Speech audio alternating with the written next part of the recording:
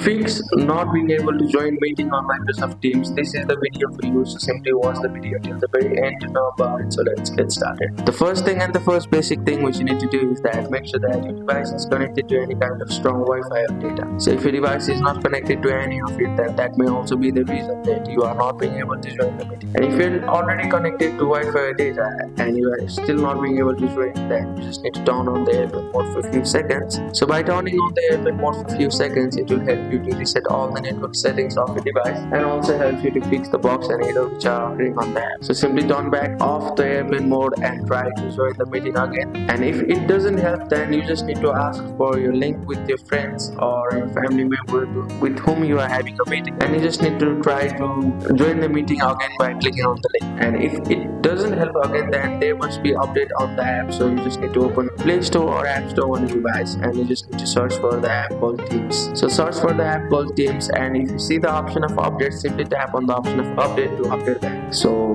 by updating the app, you'll be able to fix the issue of not being able to join the meeting on Microsoft Teams. So that's it. Thank you for watching the video. Please don't forget to like the video and subscribe to our channel. Thank you.